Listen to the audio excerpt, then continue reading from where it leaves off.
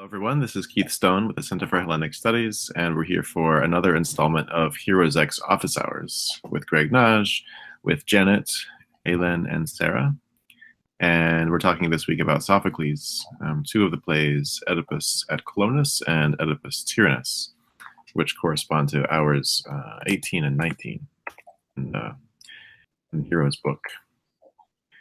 Quickly here, the questions are, for 18, how important is Oedipus in the grove where his corpse resides? I ask this in light of what we know about all the other superhuman forces that reside inside the same grove. And that's about Oedipus at Colonus, obviously. Hour 19, could we understand the status of Oedipus as a cult hero if we had only the Oedipus Tyrannus and had lost forever the Oedipus at Colonus? Yes. Leading questions. So let's think about what some of our participants were thinking and how they reacted.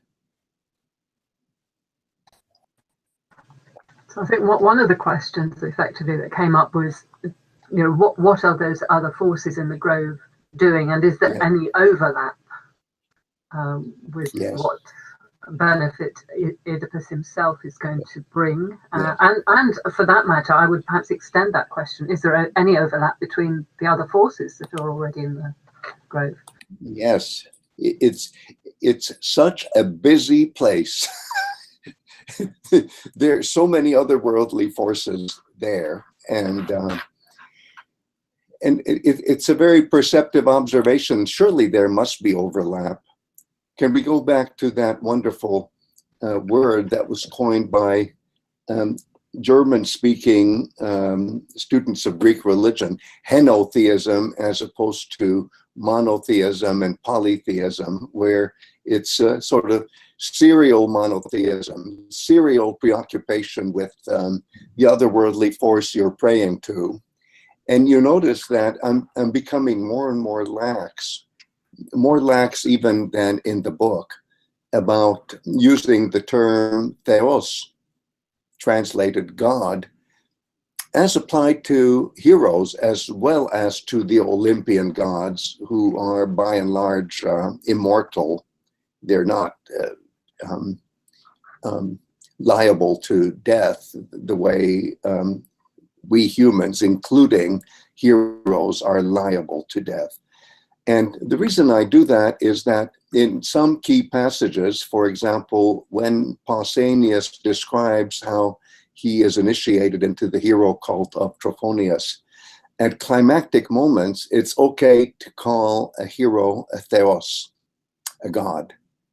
But only at climactic moments. You can't just go around and call them theoi, because then they get confused with the truly immortals. It's just that there are these ritual moments where even we humans can be equated with immortal gods, such as weddings, or can I say initiations in general. So going back to the question of overlap, I would say, just as polytheism is full of overlaps, so also any situation where accretively there are many otherworldly forces that have been piled into one particular sacred place, of course there will be overlap, and of course there will be situations where it's tempting to say, oh, Oedipus is a fated god. That's the way people long ago used to handle it.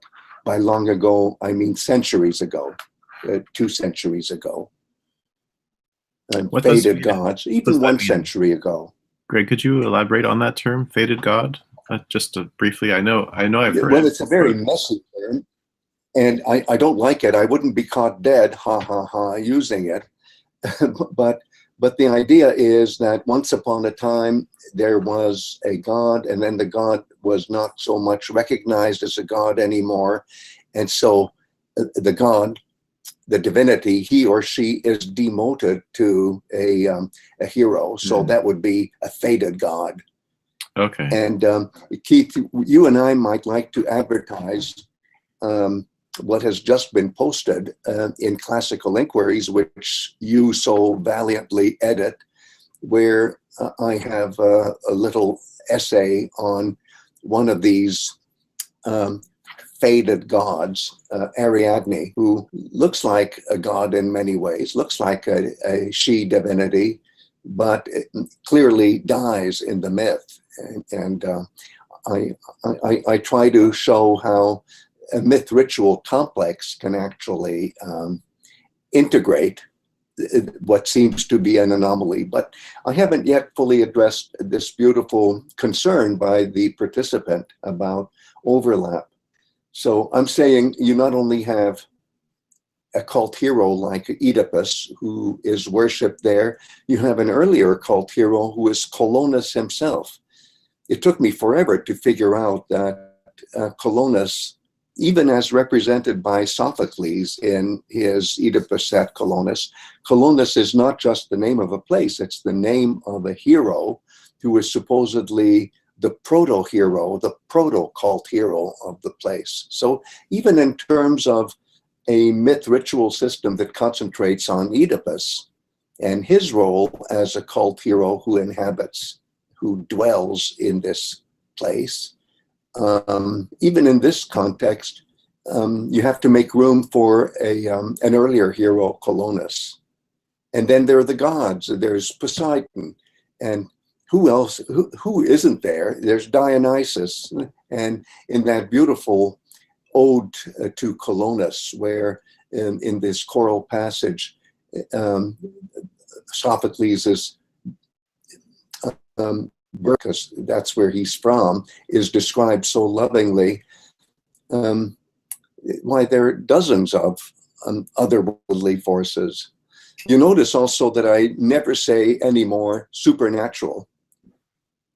I don't like that term because supernatural implies that gods and heroes and all those entities that the Greeks worship are not natural, seen as natural. So that's why I'm just censored saying supernatural and say superhuman.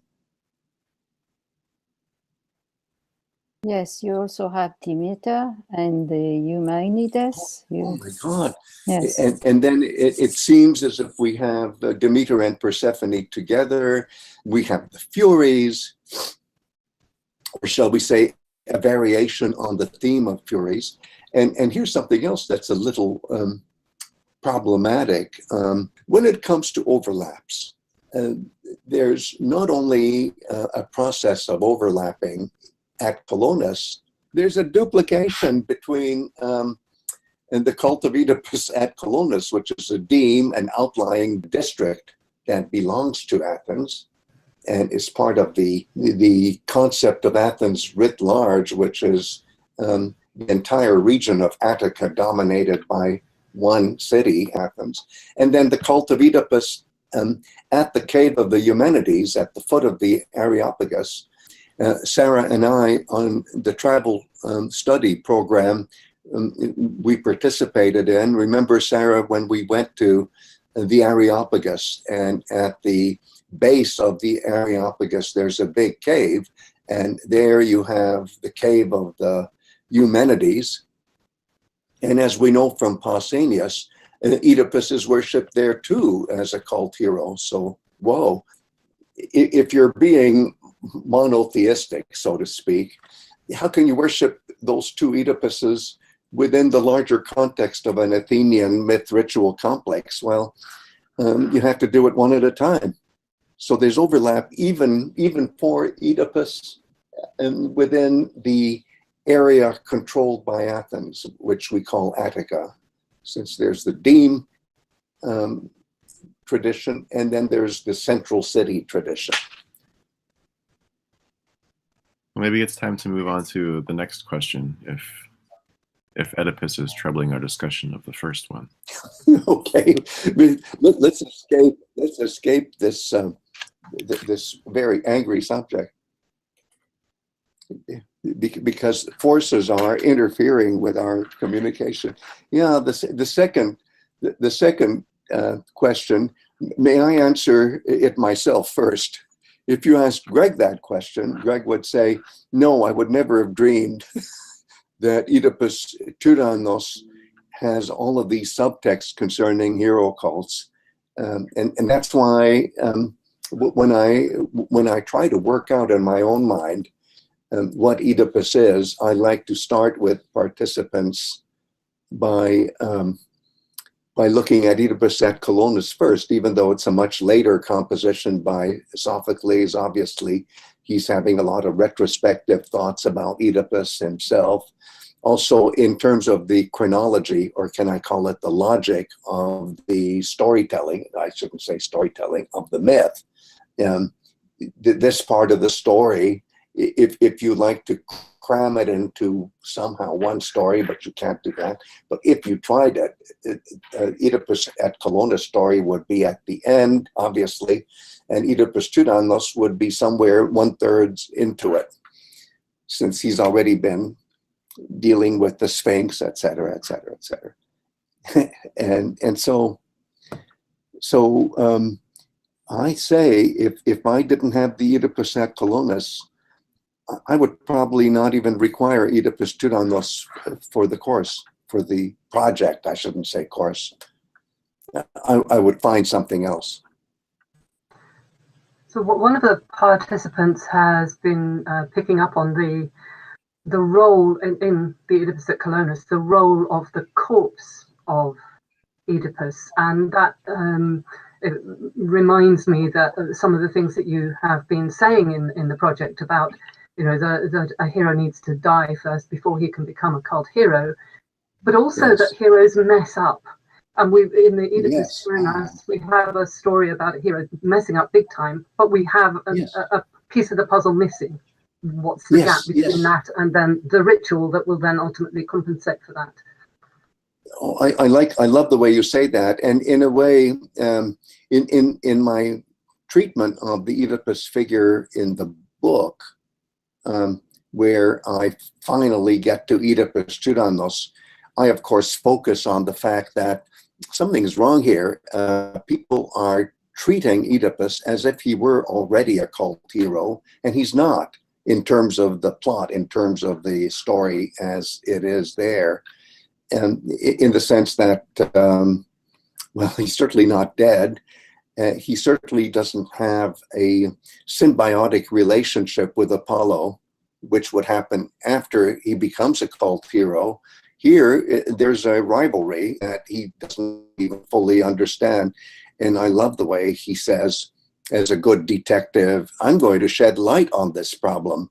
The problem is, if you say, I will shed light in a certain way, and he does it in that certain way, ego fanon, that could mean, hi, I'm the sun god, and I'm shedding light on the universe. Well, that's not going to go over well with Apollo. So there is such a god-hero antagonism, but he thinks it's a god-hero symbiosis, so he can talk like Apollo. So he's really off, and I love the way you put it, Sarah. It's a real mess already at the beginning. He doesn't think it's a mess. Why, I Sphinx for my community. They should just worship me for that forever. Is that why he's addressed as a cult hero? Someone asks this question: Why do they treat him in this untimely manner? Isn't there already? This is my question. Isn't there already a cult hero of Thebes that they could be appealing to, or?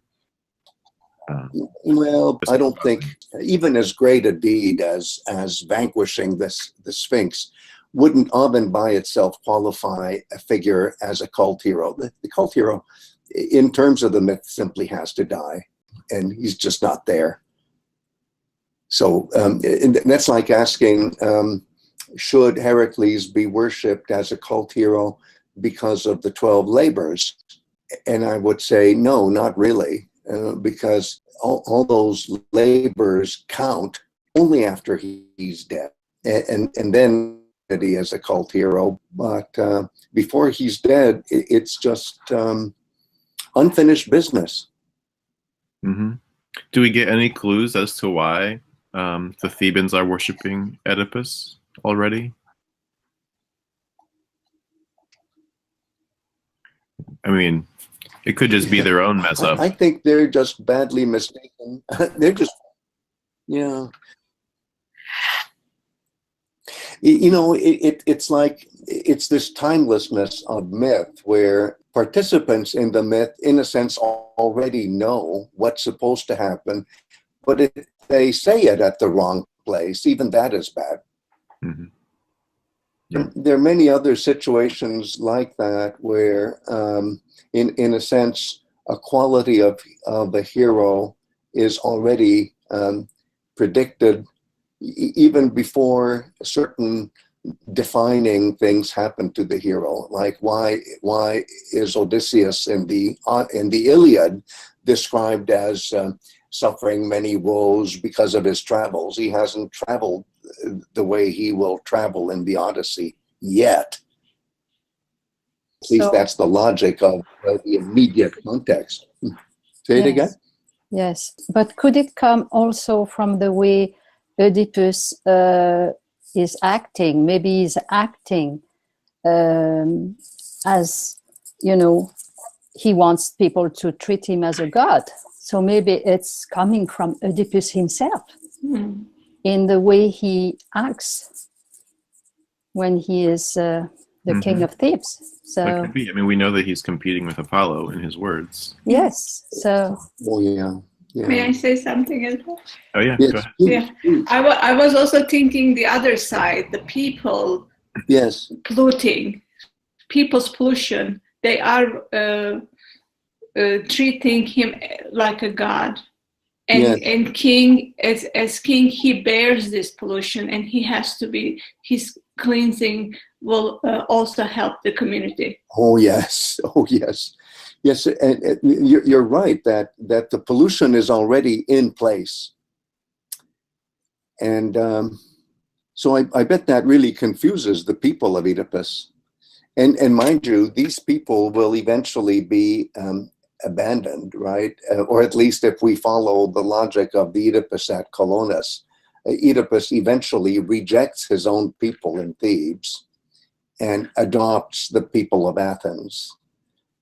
Of course, there was a cult of Oedipus in Thebes as well. So it gets just very, very, very messy. and all I'm saying is Oedipus is making a mental mistake, but in a sense, so is the whole community.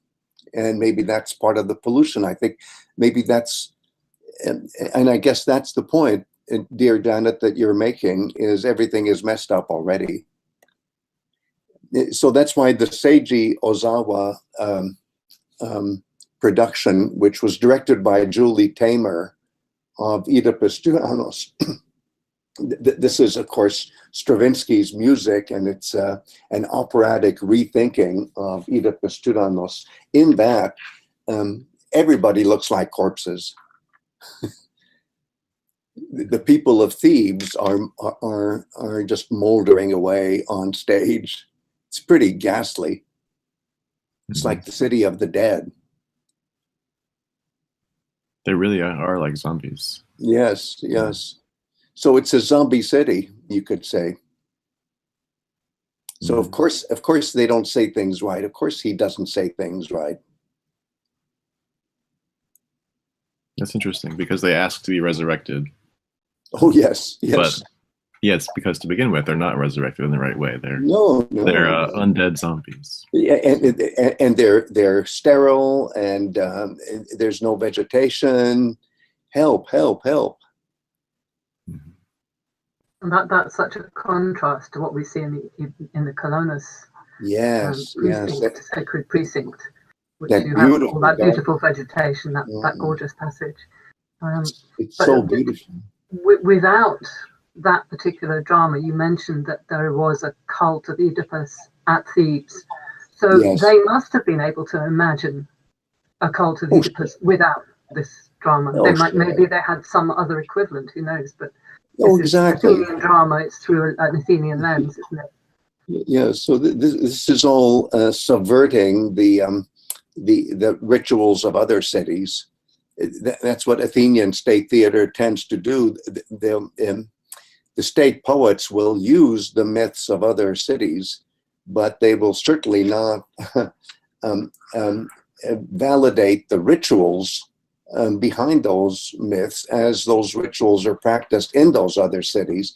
Exhibit A is Euripides' Medea, which is great drama for Athens, because in a sense, Medea will make Jason sterile while making Aegeus fertile so that he can be the father of Theseus, the founder of Athenian traditions. So in a sense, the myth in Euripides' Medea, I know we're off topic now suddenly, but it's a good illustration. It subverts the rituals of Corinth, even though it uses the myths of Corinth, to the advantage of Athens. And similarly, you could say that Sophocles' Oedipus, just the way things happened to him, and I'll say that this works for both of the tragedies, subverts the rituals of Thebes while using or reusing the myths. Yes, and if Sophocles was from Colonus, is he putting himself also into the play in a way, you know? Oh yeah, thank you. It's such an important observation. Exactly. Should we wrap it up there for now? Okay. Covered a lot of ground. But this has been so much fun, and I'm so glad I could be self-revealing about how I would answer that second question. Have we drowned out anybody else's voice, though? So are all the participants properly represented, more or less? Well, for now, and keep the comments and questions going, participants out there. It's extremely not just useful, but creative. Great. So thank you all, and see everyone next time for Euripides, but not Medea. What a treat. What a treat. Okay. Good. Bye-bye. Bye.